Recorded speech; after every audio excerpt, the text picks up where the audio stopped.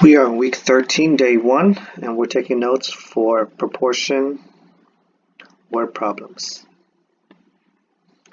So 13.1, proportion word problems. So we looked at it from the angle of graphs, tables, and now word problems. So please find your next available page, and at the very top of the page, write down 13.1, proportion word problems.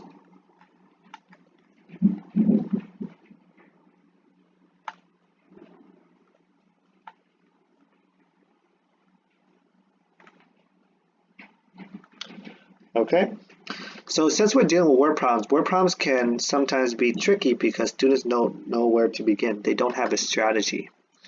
And whether you're trying to beat a video game, trying to win in a match in a sport, or learning how to dance, or whatever, anything that involves some form of getting better at or competition, you need to come at it with a strategy.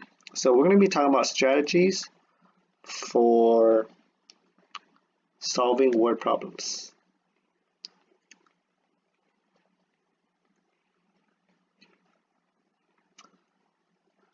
So the first thing you need to do is to read and annotate.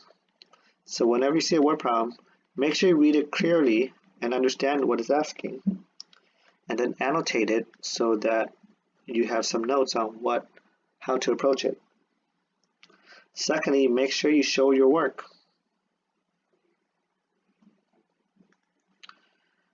It's hard to understand how to do a math problem if you're not showing step by step what you're doing. And others can follow along your work as well when they see your steps. And lastly, answer in a complete sentence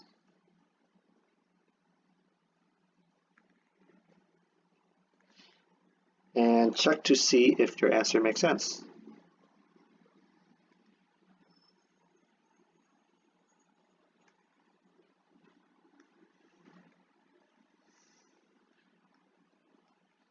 Okay, so put it in context to see that you are actually answering the question at hand, and then check to see if your answer is making sense.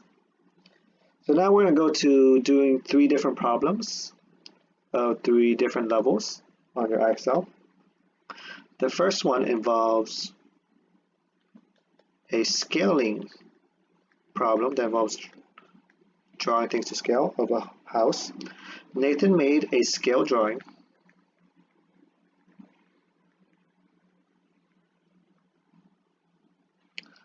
of a house and its lot.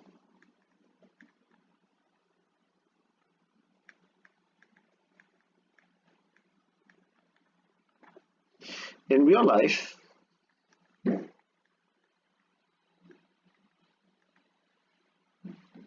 the backyard deck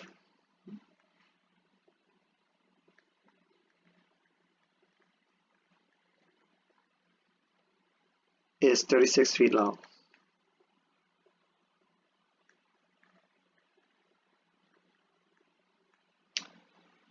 The drawing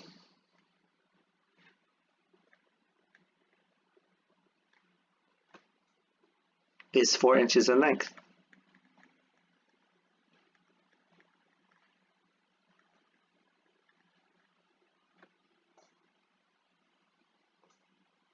How many feet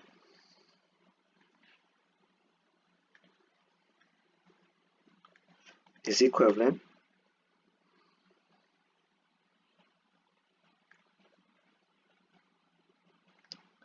to 1 inch in the drawing?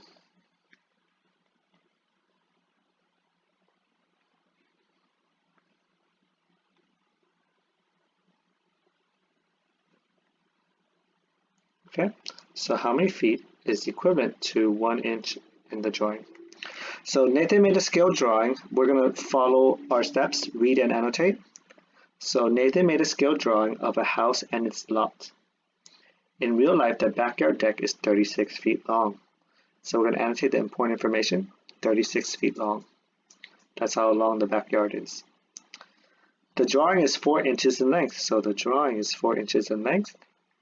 How many feet, so that's our question, it has the question word how many feet is equivalent to 1 inch in the drawing?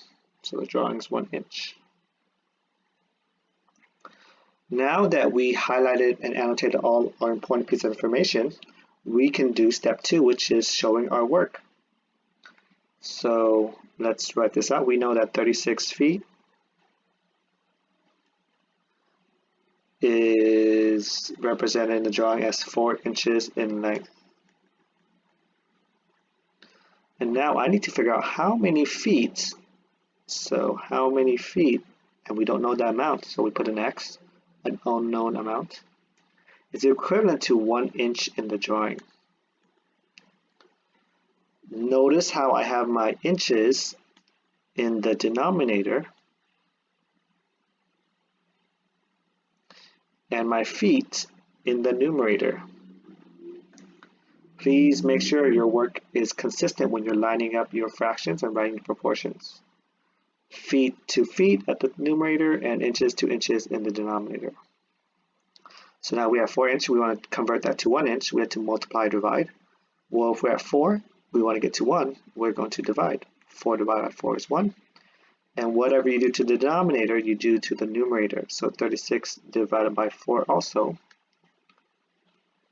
is going to give us 9. So we want to write our answer in it as a solution sentence. And the question is, how many feet is equivalent to 1 inch in the drawing? 9 feet is equivalent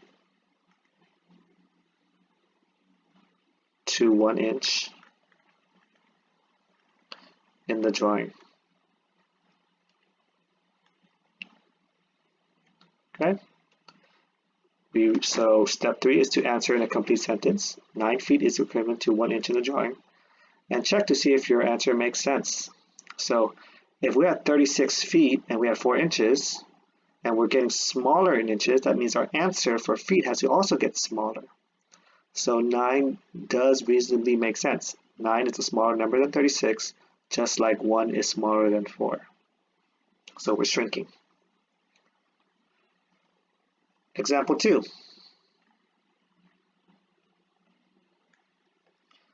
Now the problems are going to get a little harder because there are going to be some numbers that don't look perfectly round.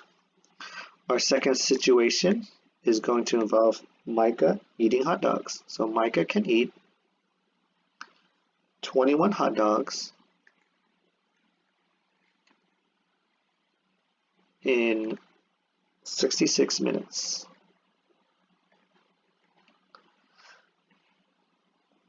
She wants to know how many minutes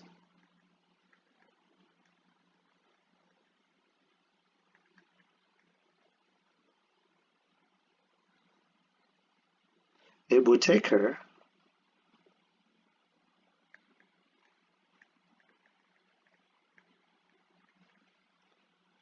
to eat 35 hot dogs if she can keep up the same pace.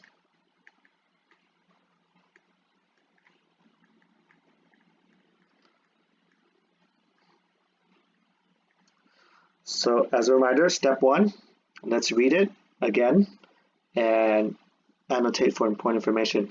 Micah can eat 21 hot dogs. So 21 hot dogs is important. In 66 minutes. She wants to know how many minutes, so there's our question, how many minutes it would take her to eat 35 hot dogs if she can keep up the same pace. So now we're going to write our proportions where we have 21 hot dogs in 66 minutes. And that's our proportion. Notice how hot dogs in the numerator, and we're trying to figure out how many minutes. So minutes, 66 minutes in denominator, so is our how many minutes. We don't know the answer to that, so we call it x. would it take her to eat 35 hot dogs? So 35 hot dogs goes in the numerator, hot dogs in the numerator, minutes in the denominator. So 21 to 35. We know it has to be multiplying. 21 times a number must equal to 35. Well, we know 21 times 1 is 21, and 21 times 2 is 42. But we need to get to 35. So this is why it's example 2. It's a little trickier. It's not a whole number, it's not an integer. So if you want to figure out 21 times a number equals to 35, you can work backwards. Instead of multiplication, we can do division. 35 divided by 21 will give us an answer. And 35 divided by 21 is equal to 1 2/3. And you can think of 1 2/3 as the same thing as 1.6 repeating decimal.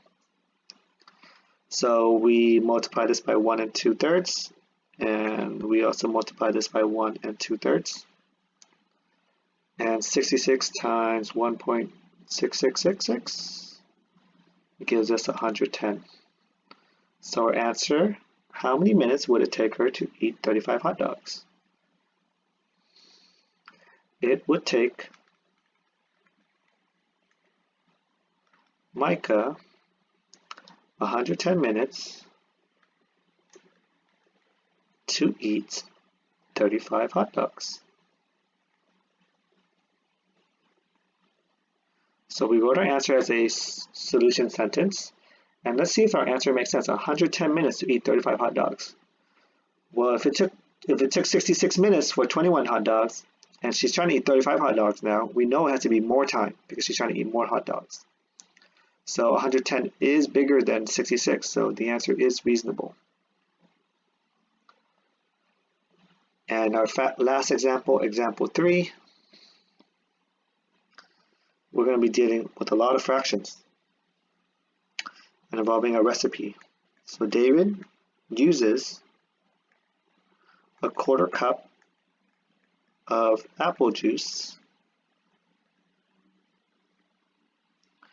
for every 1/2 cup of carrot juice.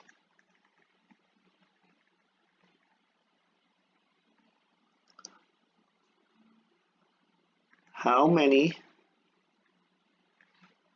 cups of apple juice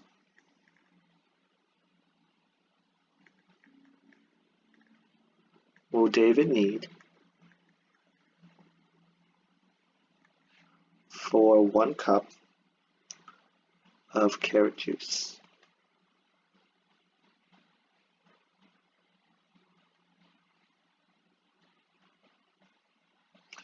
Okay, once again, let's highlight the important information by reading it aloud again.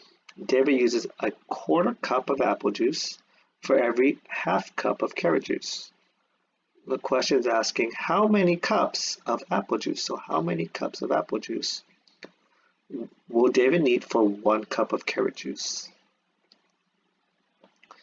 So now that we have our important piece of information, let's write it as proportional fractions. A 1/4 cup of apple juice over a 1/2 cup of carrot juice is equal to, we're trying to figure out how many cups of apple juice. So apple juice is in the numerator, therefore we can write how many cups of apple juice being in the numerator as well. Will David need for 1 cup of carrot juice? So we have the carrot juice in the denominator.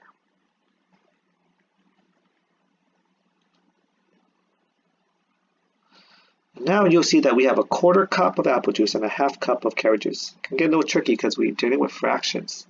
So we can make our life easier by changing them to decimals, if you like. 0.25 apple, that's a 1/4 cup, over 0.5 carrot, so 1/2 cup, is equal to x over 1 cup of carrot juice. If we're at 1/2 and we want to get to 1, we will need to multiply by 2. 1/2 times 2 is 1. And we do the same thing for the numerator. 0.25 times 2. So we do 0.25 times 2 is equal to 0.5. And 0.5 is another way of saying 1/2. So to answer our question, which is how many cups of apple juice will David need for 1 cup of carrot juice? David will need 1/2 cup of apple juice for 1 cup of carrot juice. And we see, does that make sense? You have 1/2 cup of carrot juice, and now we're getting to 1 cup, so the answer has to be bigger, 1/2 cup to 1 cup. Same thing with 0.25 cups of apple juice. It's now 1/2 cup of apple juice. So 1/4 cup to 1/2 cup is a lot bigger as well. So yeah, that's how we do proportional word problems, by creating fractions and setting them equal to each other to find the missing rate. Thank you and take care.